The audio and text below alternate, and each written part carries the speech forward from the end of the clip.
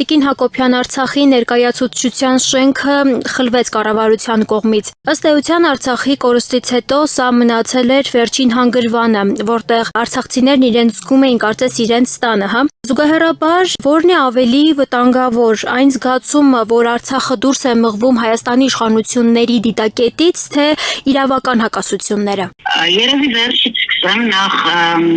Արցախը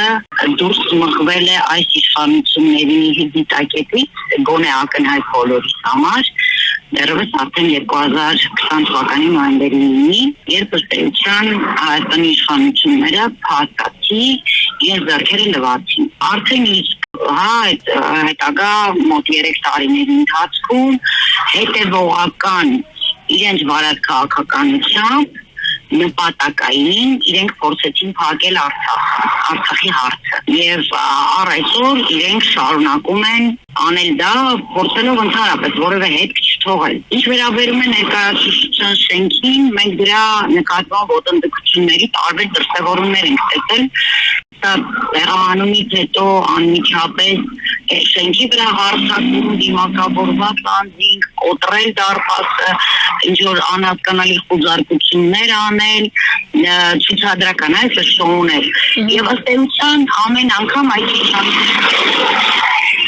դրանով ուղղակի ցույց տվեցին, որ Հայաստանում չկա արդարադատություն, գոյություն չունի իրավական անկախ համակարգ եւ այդ ամենը կառավարվում է մեկ մարդու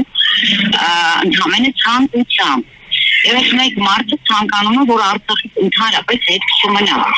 Դեռ վաղուց նշանակված էր, որ պիտի այդպես դատական պրոցես լինի, բայց դատարանը, ինչպես տեղեկացնում էին փաստաբանները, չէր ընդունում Արցախի կառավարությանը որպես կողմ։ Հետևաբար դրանով իսկ նախապես կանխորոշելով նման ելք։ Հետևաբար կարելի է եզրակացնել այդ համակարգը իրավական ուներ պատվեր Հայաստանի Հանրապետության վարչապետին խլել Արցախին պատկանող շենքը Երևանի սրտում։ Տեսեք, ըստ էության ես կարծում եմ, որ մեր համար սա որևէ կերպ անսպասելի չպիտի լիներ ոչ մեկի համար, որովհետև մարդը, ով առանց աչքը թարթելու հանձնեց Արցախը հազարավոր զոհերի պատճառ դառավ, տասնյակ հազարավոր խեղված ճակատագրերի պատճառ դարձավ։ Իր համար սա ընդամենը, չգիտեմ, շատ փոքր բան է, որ ինքը բնականաբար անելու էր, եւ դա պետք է մենք բոլորս իմանանք, եւ շատ կարեւոր է, որ նորից չտրվենք էմոցիաներին, այստեղ էմոցիաներով իր նպատակը դա է, որպեսզի մենք դրա տակ մնալով ինքը կարողանա հաջողել։ Այստեղ ինքը պիտի հասկանա, որ այո, այն որ Արցախի ներկայացուցչության շենքը Հայաստանում դա Արցախի մի պատառիկն է Հայաստանում, եւ ինքը կարևոր նշանակություն ունի հենց դրանով, ու ինքը գաղափար է հենց դրանով, դա ինքը պիտի հասկանա։ Կարծում եմ շատ լավ հասկանում է եւ դրա համար են այս ամբողջ գործընթացները։ Եթե մենք դրան նայում ենք որպես նյութական արժեք, քարի շենք, որ ինչ որ արժեք ունի։ Այստեղ ես կարծում եմ, որ որևէ կերպ մենք պիտի չտրվենք այն բոլոր, կամ չմտածենք պայքարել զուտ նյութական արժեքի համար, որովհետև այդ պարագայում ասենք թե շենքը մեզնից խլեցին, մեր մտքերը, մեր ուղեղը, մեր նպատակները չեն կարող խլել։ Մենք այդ գործունեությունը շարունակելու ենք, եթե պետք եղավ դրսում, եթե պետք եղավ ասֆալտի վրա, եթե պետք եղավ այլ տարածքում։ Խնդիրը դրա մեջ է, խնդիրը նրա մեջ է, որ մենք դա այո հասկանանք ու գիտակցենք ու դիտարկենք, որ սա այն ընթացքն է, որով այս իշխանությունը փորձում է ընդհանրապես դետալներից մեկն է, որով այս իշխանությունը փորձում է փակել ընդհանրապես Արցախի հարցը։ Եվ բնականաբար շատ լավ իմանալով, որ ընդհանրապես իրավական համակարգը կամ արդարադատությունը այստեղ չի կարող նշանակություն ունենալ, որովհետև մեկ մարդ է դա որոշում։ Միևնույն է, կանք չենք առնելու նաև այս ուղղությամբ եւ այն ինչ որ պետք է անել, բնականաբար արվելու է։ Երբ խոսում ենք Արցախի ներկայացուցչության շենքի մասին, խոսքը պարզապես իսկապես անշարժ գույքի մասին չէ, էլի։ Սա ամբողջ ժամանակաշրջանի այդ պետականության խորհրդանիշն է, որ այսօրով մենք ունենք Հայաստանում։ Բայց զուգահեռաբար դիտարկելով Ռոման Երիցյանի ուրեմն դիտարկումը, նշել էր պատմական խայտառակություն։ Այս ձևակերպումը ձեզ չափազանցնում է, թե իսկապես ունենք մի իրավիճակ, երբ դատարանի որոշմամբ ջնջվում է հայկական պետականության եւս մեկ էջ։ Հա, այո, ես համաձայն եմ, բայց նորից ես պիտի համեմատություն անեմ Արցախի կորստյան հետ, Արցախի հանձնման հետ։ Դուք պատկերացրեք այն մեծությունը, գաղափարական մեծությունը, պատմական նույն հիշողությունը, պատմական նույն կարևորությունը, Հայաստանին վերաբերող սուբյեկտայնության այդ ահռելի հատվածը, որը այդ մարդը մատի շարժումով ուղղակի վերացրել։ Ես կարծում եմ, այո, ամենագլխավոր պատմական խայտառակությունը ամենամեծ արդեն տեղի է ունեցել։ Այս ամենը ինչը հիմա որ տեղի է ունենում, հետևանքները, որովհետև այո, երբ հանցագործին չես կարողանում,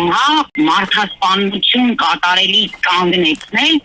ինքը անպաշտպանություն զգացում շարունակելու է սպանությունները անել։ Հիմա եկան փորձելու է իր արած հանցագործների հետքերը ամբողջովին ջնջել ու վերացնել, քանի ունի դրա հնարավորությունը։ Հիմա այս մարդը Արցախը հանձնելով, եկան արարիչները մեր բոլորի գլխին բերելով, ստացվում է, որ ինքը այդ հանցագործությունը կատարելու անպատիժ է մնացել։ Հիմա ինքը ոչ թե շարունակում է այս պահին հանցագործություն կատարել, հավատացեք ինքը հանցագործության հետքերը փորձում է վերացնել։ Դա շատ ավելի վտանգավոր ու շատ ավելի կարևոր բան է, քան մենք կարող ենք դիտարկել որպես հերթական հանցագործություն կամ հերթական պատմական խայտառակություն։ Պատմական խայտառակությունը տեղի ունեցել 2018 թվականին, երբ այդ անձը ահահակում էր, որ բանակցային գործընթացի ինքը սկսել է եզրո կետից։ Այնպես ինչպես պատմական խայտառակությունը, երբ ինքը հայտարարեց, որ բանակը զրոյից են իրենք ստեղծել։ Դա է ոչնչացնել ամեն բան, որպեսզի դրա այդ ոչնչանան իր հանցագործության բոլոր հետքերը։ Տիկին Հակոբյան, ի վերջո հնարավոր է, որ գա մի օր, գա մի պահ, երբ ասվի, որ ոչ միայն շենքը, այլև Արցախի պետական բոլոր ինստիտուտները ընդհանրապես երբեք իրավական հիմք չեն ունեցել Հայաստանում իրենց համար։ Իհարկե կարող է ասել, որովհետև դուք հիշում եք վերջի այդպես նոպայի ժամանակ ինքը հայտարարում էր, որ դերել է թող փորձի մեկը ասի, պատգամավորը թող փորձի մեկը ասի, չգիտեմ ինչ որ պաշտոնյա է։ Այո, նաև բացի դա ասելը, ինքը վստահ եմ, որ սկսելու է նաև անասելի, անպատկերացնելի բռնաճնշումների ենթարկել այն մարդկան, ովքեր փորձելու են ներկայանալ որպես Արցախի շահը սպասարկող պաշտոնյաներ, Արցախի շահը սպասարկող պատգամավորներ, առաքելություն ստանձնած մարդիկ, որոնք չեն հրաժարվում իրենց պաշտոններից, ոչ թե որովհետև դա պաշտոն է կամ չգիտեմ ինչ է իրենից ներկայացնում, ոչ, չեն հրաժարվում, որովհետև դա առաքելություն է, այնպես ինչպես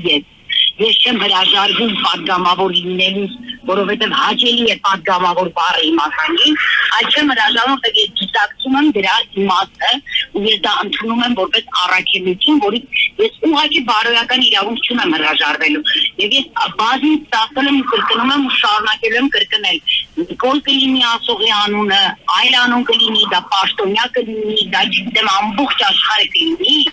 ինձ սպանի, որ այլևս ես որպես պատգամավոր Արցախի չլինեմ ու չկարողանամ կատարել իմ առաքելությունը։ Հակառակ դեպքում ես շարունակելու եմ պայքարել իմ հայրենիքի, իմ հայրենակիցների ու սեփական իրավունքների համար։ Որևէ մեկ այստեղ ինձ չի կարող դա սարքել, չախեցնել, կանգնեցնել դա անել։ Դա իմ բնական իրավունքն է, որը ես անելու եմ։